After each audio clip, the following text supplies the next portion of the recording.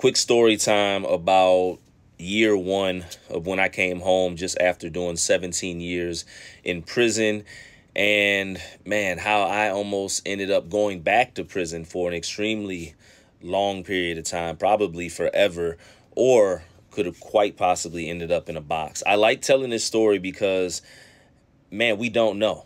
We don't know oftentimes until we're outside of the prison just how jacked up we are, how conditioned we are, how triggered we are, etc. And man, this day started off good. It was good to go. I'm free. I'm no longer doing 17 years in prison. I'm with my wife. And on top of that, we're getting ready to open up our vocational school. We're extremely happy. We are excited. A friend calls us and says, hey, they got a stand-up dryer, hair dryer at Goodwill for $25. If y'all don't know what that is, if we had to get it somewhere else, it probably would have cost us like $200 or something brand new. But listen, we're trying to put it together. We're first-generation entrepreneurs. I'm just coming from prison. My wife got a dream. We trying to make it happen. Let's go to Goodwill and get this for $25. Go to Goodwill and get the dryer. We see it. It's still there. We all, ooh. We get up to the cash register. I'm in front of her because I'm pushing the stand-up dryer, you know, getting ready to go pay for it. And all of a sudden behind me, I hear, mother F-U-B, da-da-da-da-da. And I paused because my wife is behind me. And I hear a man screaming obscenities, and I can clearly tell it's at a woman by what he's saying. And immediately I turn around, and in that 0.1 millionth of a second that it took me to turn around, hear all that, I was just hoping he wasn't talking to my wife. And when I turned around, he wasn't talking to my wife. And I was glad and I was grateful. And this is the part of the scene where I should have took my wife and exited. But what did I do?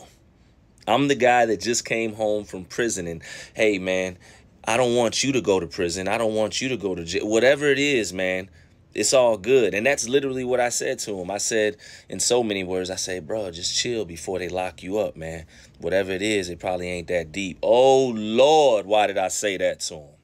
Because immediately after I uttered those first words, I became the enemy combatant. Now, I want to say the reason I didn't just take my wife and walk off, he was yelling obscenities at a room full or a group of women. It was at Goodwill. It couldn't have been that serious. And he was talking to the lady that worked there. She was older. I was just trying to diffuse the situation, be a good Samaritan. But I learned that in 2020, whatever year it was, 2020 or 2021, I first came home. There's no such thing as being a good Samaritan. There's no such thing. Same thing to this day. You understand what I'm saying? When I said that, his eyes locked on me. He started to shake, and man, he was turning redder than what he was at first. And I immediately told my wife, I said, go ahead, babe. I'll be to the car in a second. She said, should I still pay for it? I said, if you want, you're good. And my hard-headed self at this point had turned around, full 90-degree angle now, to face him, to let him know, hey, whatever you amped up off of, it will not be directed towards my wife. And if it's that deep, well, I guess we have to deal with it here. Now, this is not the way to react or respond when a situation occurs, but this is my first year home, and I'm still in that place. I'm still in that place. I don't want to go back to prison, but I'm not decompressed, and I've been here before. I can see somebody that is acting aggressive and potentially wants some problems, and I've never been the type to back down, because in prison you don't do that, but in freedom you better learn how to, because if not, you're going to end up going right back in. This was me being triggered. Now, what happened after that triggered me a little bit more. He started to yell out, I just came home from doing 5 years in the penitentiary. I hurt you. You up, B. He calling me out my name. He telling me how long he's been to prison. Now, keep in mind, he's been in for 5. I came home doing 17. Prison don't make you hard, y'all. I hate when people walk around here trying to brag like that. Yo, I've been to prison. No, that's not what makes you hard. Maybe some of the things you've endured or survived can make you tough, but everybody that's been to prison isn't built like that. Let's be clear. And I'm not proclaiming to be built like that, but I am somebody that will stand on my own to defend my family and myself. When he started to yell these things out, the only thing that diffused and de-escalated the situation is that his homeboy was coming from the back of the store. He had heard his homeboy getting amped up. My wife had been already paid. I looked back because she had called my name for about a split second before turning right back around before I responded to her, because I wanted to make sure I could see what he was doing. And I said, go ahead, babe, go to the car. You got the keys. I'll be right behind you. I just want to make sure this gentleman's good to go. This is not the way to approach things, y'all. This is why I'm telling this story. 2024 me was Ben had the wife out the store into the car.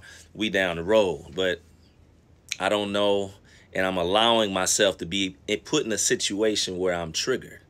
I'm not ready. I'm not equipped to deal with a situation like that. I should not have entered it, especially in a society like this.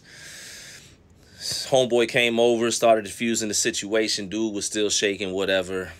Eventually, they walked towards their car out the store. I walked towards my wife in the car, and I was shaking at this point. I felt like I had just gotten into a verbal exchange in prison, and the gate was between us, and we couldn't get to each other, or the CO had broke it up.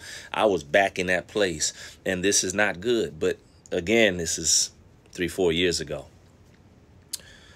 What was even more scarier, and I realized how conditioned I was to the penitentiary life, is before we had went to Goodwill, we were at the store opening furniture and all that, or excuse me, at the school opening furniture, you know, putting stuff together. I had a box cutter in my pocket.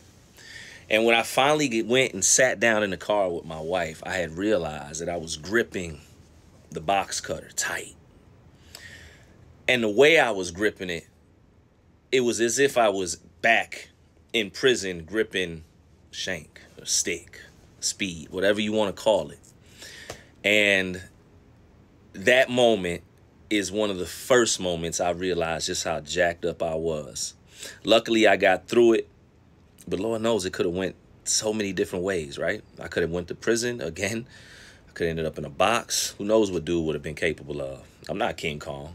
Moral of the story is, man, pay attention to what you're triggered and don't put yourself in situations that you're not ready for, especially when you're coming home from prison. Emotional intelligence is key. Man, that was a close one.